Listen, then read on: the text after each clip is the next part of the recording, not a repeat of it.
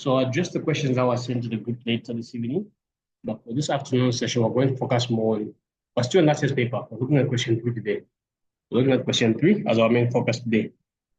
Yes. If you have any questions during the session, let me know. I'll address them as soon as possible. Let's proceed.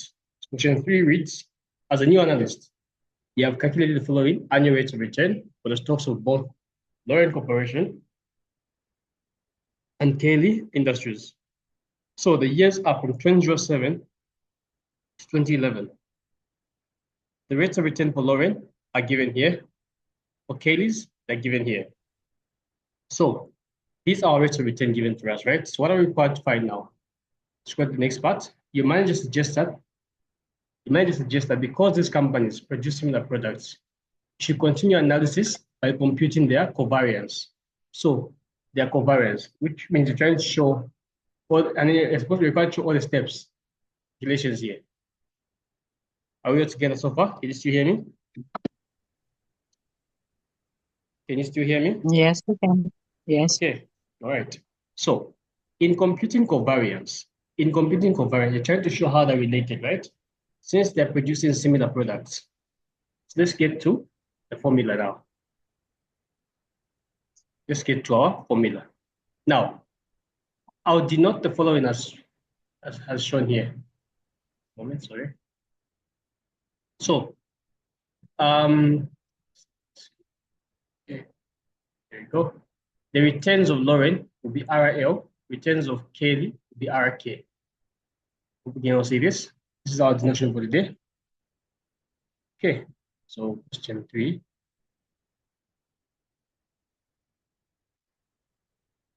Question 3. All right. So we already have our returns given to us. Now we need to compute the mean return for each stock. We first find the mean return for each stock. Mean return for each stock, the average return. So mean return, we'll start the first one. R bar of L's stock, R bar of Lauren's stock, R bar of Lauren's stock, which is going to be equal to what? Summation of all these stats here over the number of years, right?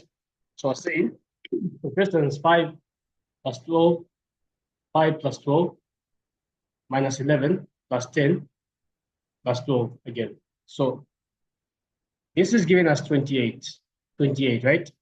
So 28 over how many years now? 10. 1, 2, 3, 4, 5. Over 5 years. Divided by 5. Then for RK bar. RK bar will give us 5 plus 15 plus 5 plus 7 minus 10. 22. So 22 is the full return here over 5. The first return here, average return of Cayley's stock is equal to 4.4 here. And then for Lauren's stocks, 28 divided by 5, it's 5.6. Are we all clear here? Are we all clear here? Yes.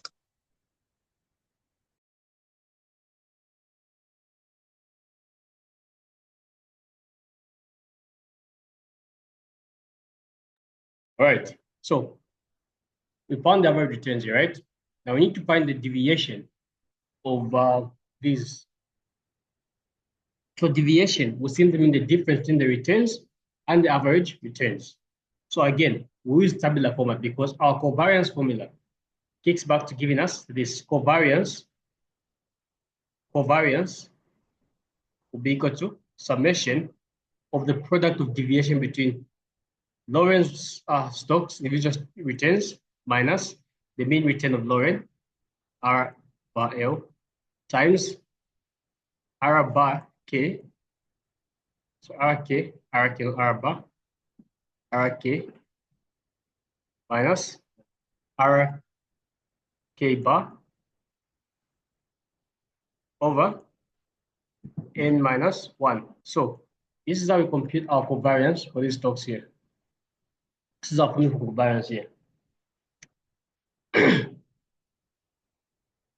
So we draw a table just to help us answer this question. With a table. So our first column will have the year here. Then we'll have the returns of Lauren here. The deviation of returns of Lauren, RL minus RL bar.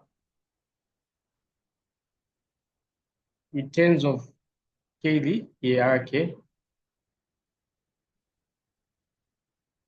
Deviation of returns here, RK minus RK bar.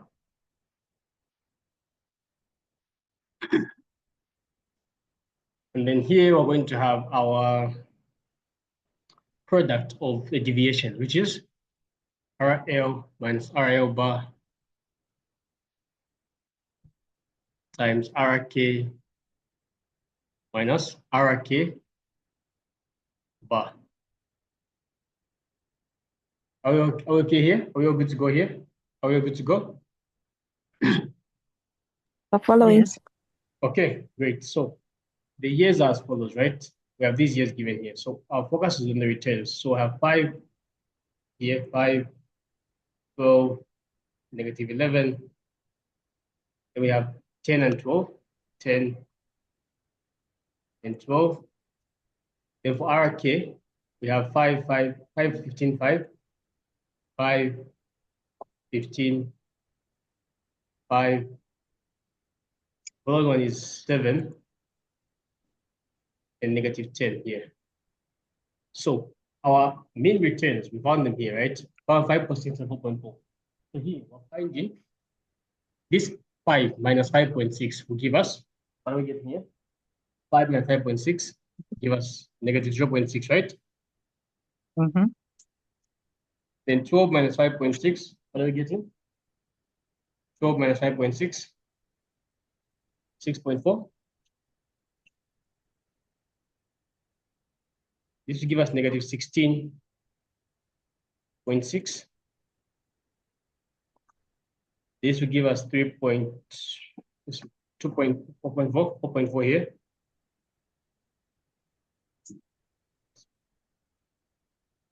.4,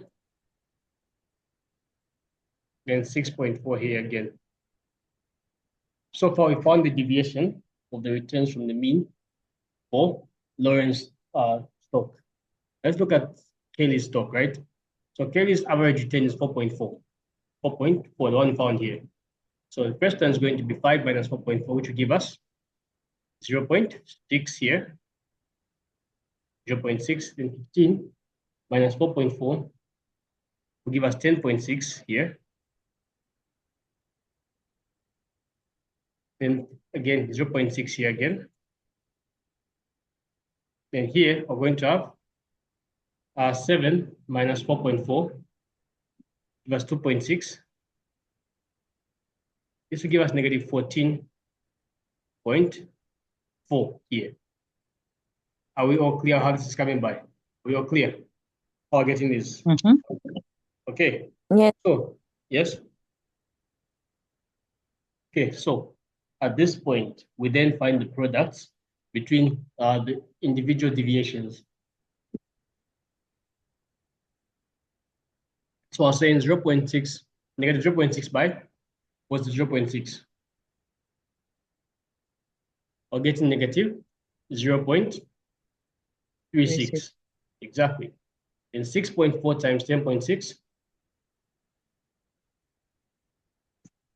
67.84.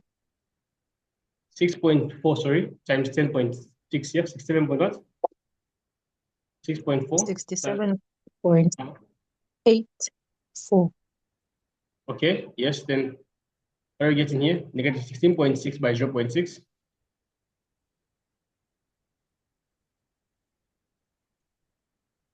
Negative 9.96. Okay, then this other one here.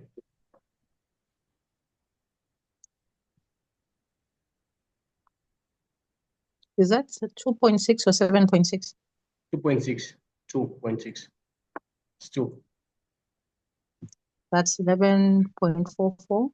11.44. Mm-hmm. Yes, then the last one.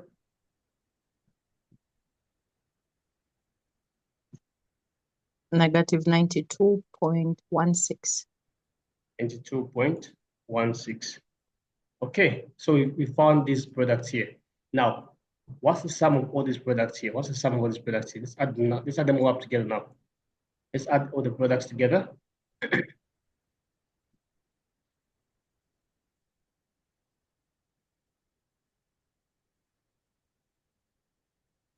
Let's add the products together. Sorry, just scroll up a bit. Okay. Past the minus 9.96. Yes, yeah. Are you able to see it? Yeah.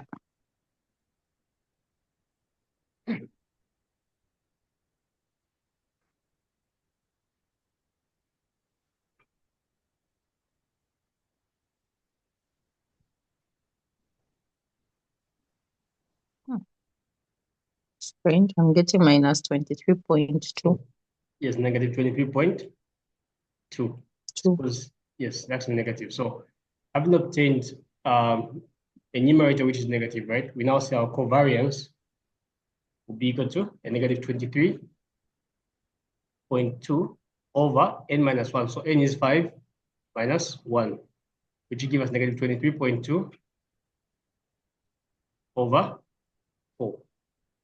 What's our final answer?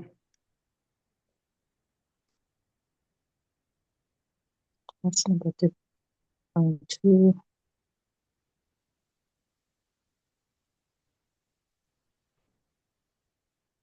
Are we getting this? Minus 5.8. Yes, so what does the negative covariance indicate for us? What does the negative covariance here indicate? But the stocks are moving in the opposite direction. Sorry? Yes, exactly. But in this case, in the case of Lawrence stock compared to Kelly's stock, let's compare the two stocks. What does it indicate? So generally here, it shows that Lawrence stocks, right, performs above average. It shows that when Lawrence stocks perform above average, Kelly's stock will perform below average. So exactly what I just mentioned, vice versa. So when one does well, the other one does poorly. One does poorly, the other one does well, vice versa. So what does this suggest for us? What does it show us now? What is in terms of diversification? Is the potential diversification high or low here in this case? That's high. It's high, right? Because of the negative relation that they have. The opposite directions are moving into, yes. That's how we tackle the first question. Just as simple as that. Any questions? Before we Yes. move on, can I just have you scroll back to the formula for covariance? Yes, right here. The one here, right? Yes.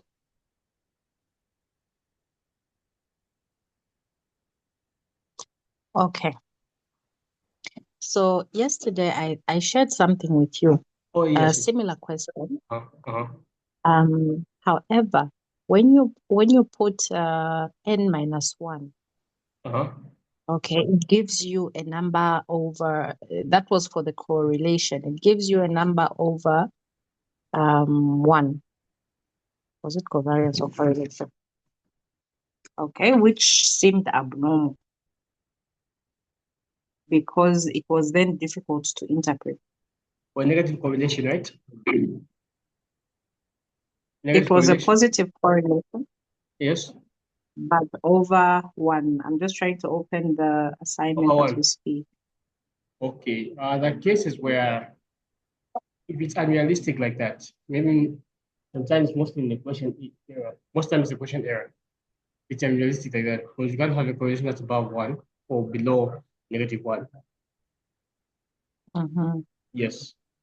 So I'll go through the question. So I'll now, solve, I'll solve it and now. All right. Yes. So what question do you have again?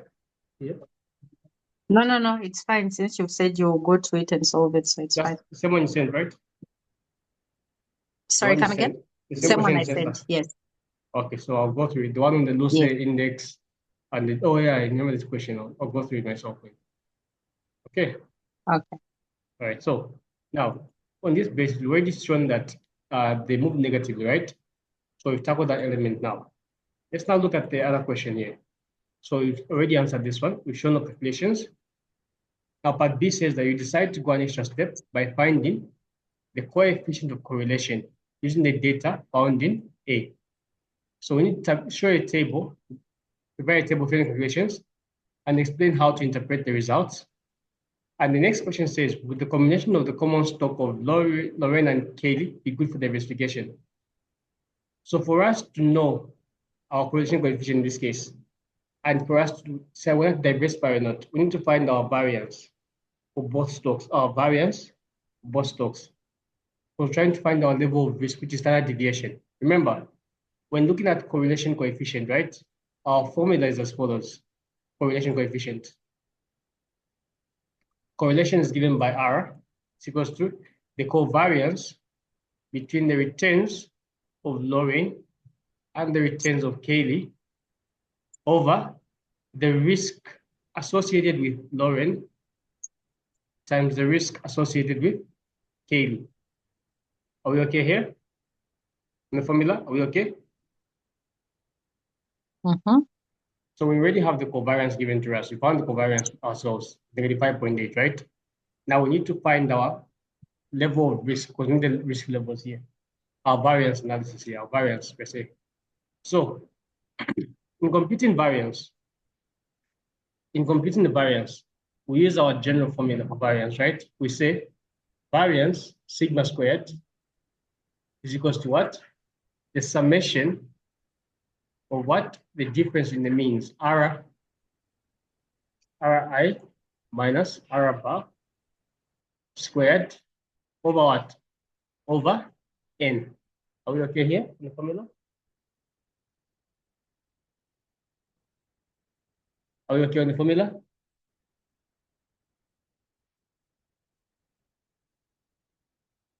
Are we okay on the formula? Hello? Are we okay? Can you hear me? So when you square root this, you're getting your standard deviation. Standard deviation when you square root this here. Now, in some books, in some contexts, you may find this N minus 1. In some contexts, this may be N minus 1. In some contexts, not all contexts. So what helps us now in this case, what guides us is the formula sheet that's given to us in the paper. So you go according to this formula sheet given in the paper. So the formula sheet in the paper says N minus 1, you focus on N minus 1. It says N, you focus on N. So observe here, our correlation formula is given to us here, right?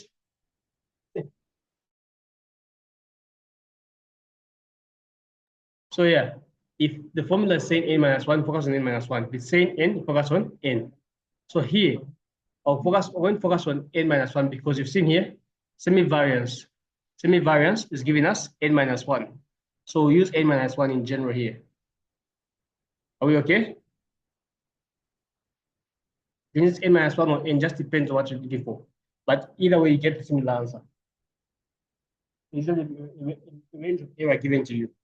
So over N or N minus 1. So here, let's start by finding the sigma squared of Lorraine stocks. Can you all hear me? Yeah. Okay, so sigma squared of Lorraine stocks. So I say individual returns minus the average return. So we already found this before. Remember that? We already found this before. Let's not complicate our lives and try to start finding from scratch again. No, it won't just take us too much time.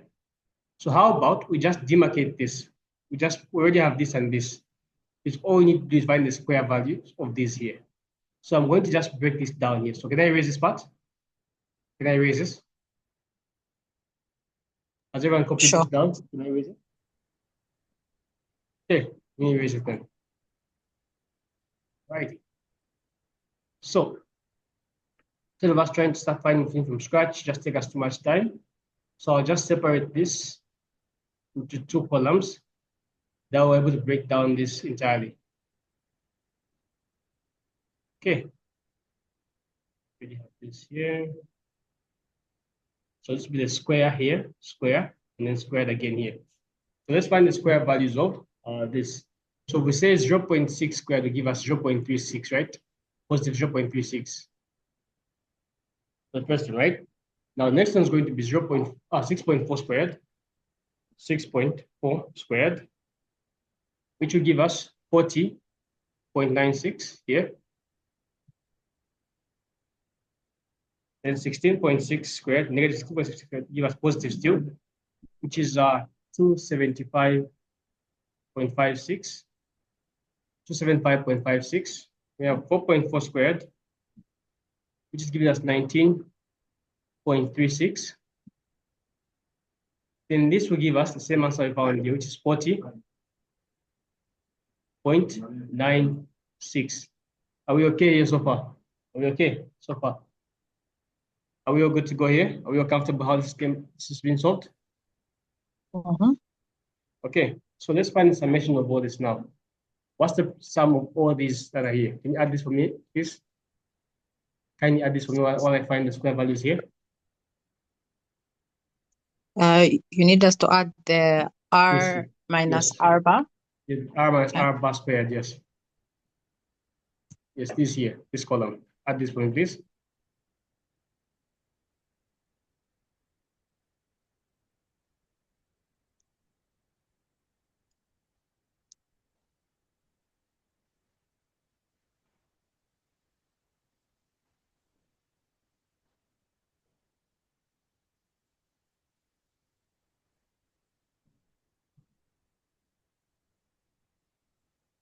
That gives us 0.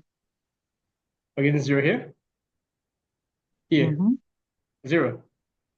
No, it's impossible to get 0 here. This, we're adding this, not this here.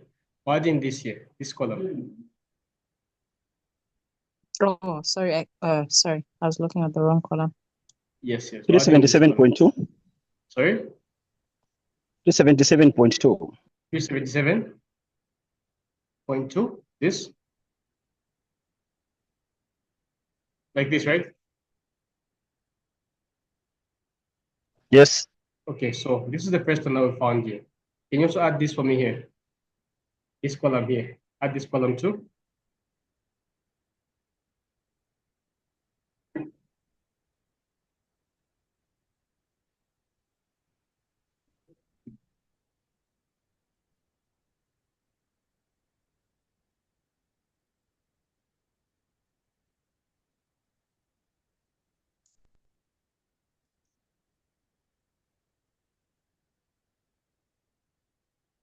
Sorry, what are you getting? This is 36. What are we getting here? 140.576. Sorry?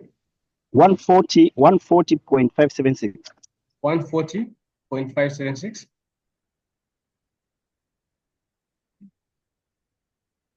See, just a moment.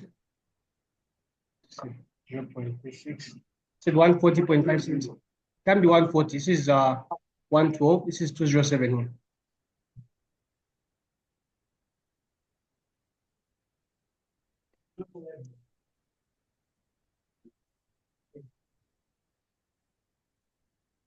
Oh, that's 207. Huh? 207 here. This is 112. So should give us something in the 300s. We should get 327.2. Yeah, that's right. 327.2. Yes, so you obtain these values here, right? So these are values you obtained here. Take note of these values. So we just apply now. Sigma squared of this is just now sigma squared. So 377.2, right? Over n minus 1. So are we using n minus 1 or n? Either one of them is fine. So n minus 1, right? So over 4 will give us what? What are we getting here? And again, here sigma squared of k will be 327.2 over n minus 1, which is 4 here. What are we getting here and here? So 377.2 divided by 4 will give us 94.3. And here we're getting 327.2 divided by 4, 81.8. Now, these are just the variances. They're not the full measure of risk flow. They're not the final measure. So we find the square roots of these. What are the square roots we're getting here? What are our answers here? What are the answers we're obtaining here? What are you finding here? Can you help with some answers here? 9.7. Where? 9.7 here? 9.7, yes. Next one.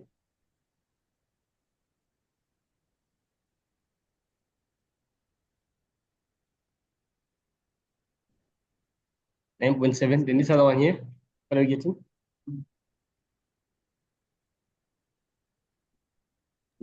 9.044. So 9.04. 9.04. So once you obtain these answers here, right? Oh. You obtain these. These are your standard deviations. So we simply apply this in our correlation formula. R is equals to covariance, the formula we had written down here, covariance of these two over the standard deviations. So in this case, we have negative 5.8 over 9.04 times 9.7 times 9.7. Give us negative 5.8 over, so 9.04 times 9.7 will give us 87.688 here. So saying 5.8 divided by the answer, we're getting negative 0.07. Are we okay here? This answer here. Are we comfortable with the answer here? Are we comfortable with the answer here? Are we all following? Are we all following here? Are we all following here? All following? Okay, so if the correlation coefficient is this low, if it's as low as this, right? It's very close to zero, technically, right? It's very, very low. Negative, it's negative 0.066. We carry, of course, negative 0.07 here. What does this suggest for us? What does this suggest for us in terms of investment? What's the relationship between the two stocks? Is it a strong relationship or is this strong or weak?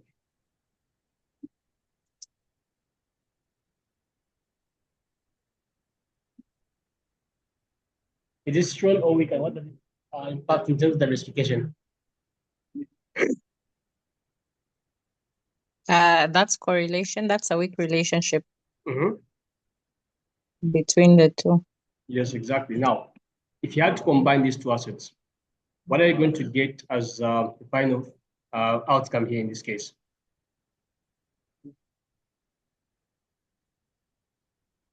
Sorry, repeat your question. If we had to combine the assets? Yes, let's combine these two stocks, Lauren stocks and Kaylee stocks.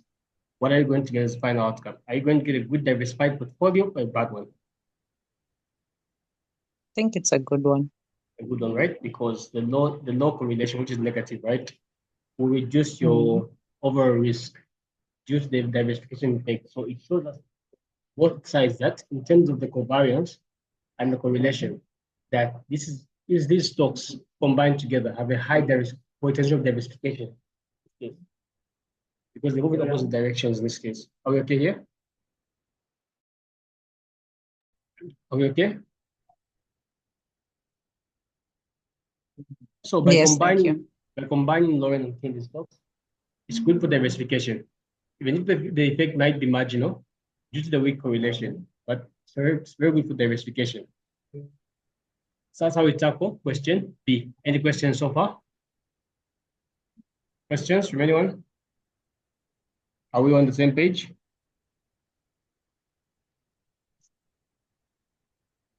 Are we all following? Okay, I take it we're following. So let's proceed. Now, let's look at question C of question 3, right? Part C of question 3. Now, part 3 says, explain the concepts of specific risk, systematic risk, variance, covariance, standard deviation, and beta. So these concepts, we're identifying them, right? We know that specific risk is and systematic risk, and relates to factors that affect a particular company. Now, how do we work around this? You can only work around specific risk through diversification. So holding a variety of assets. An example shows Lawrence performance, right? In 2009 is specific to operations. Now, the other type of risk we have is systematic risk, which is market risk. Now, market is unavoidable because it hits every single security in the market due to macroeconomic changes or fluctuations. So, for instance, inflation, interest rates, increments. And for this one, we cannot eliminate through diversification. So, our approach, for instance, to focus on using pattern and the beta coefficient. Now, what is variance? Variance simply measures the spread of returns in the mean. So a higher variance indicates a higher level of risk or volatility, and it's used in measuring our portfolio risk. Standard deviation, just like variance, is the square root of variance. It indicates the total risk of an asset's returns. So the lower the standard deviation, the more stable your returns. The higher standard deviation, the more risky your investment. Covariance just shows how two stocks move together. A positive covariance indicates that they're moving in the same direction. A negative covariance indicates they're moving in opposite directions. So in diversification, it's better you have a portfolio that's moving in opposite directions than one moving in the same direction. But at that point, when one stock suffers, the other stock will recover. You'll be able to offset the loss and make it there. Now, beta, the last one, beta. Beta simply measures a stock's sensitivity to the movement in the market. So when your beta is equals to 1, it means that the stock is moving alongside the market. It's moving with the market. So when the market makes a decline, your stock makes a decline, and so on and so forth. But in the case where beta, yes, go on. Go ahead, please.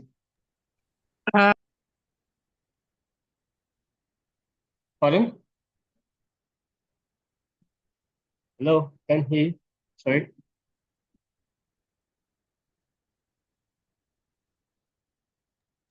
So I think I didn't get the first explanation. Can you hear me now? You can hear you now. Okay, so my question is around beta. I was saying.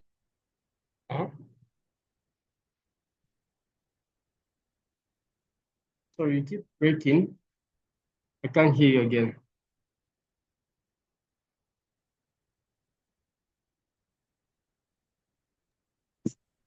Any better now?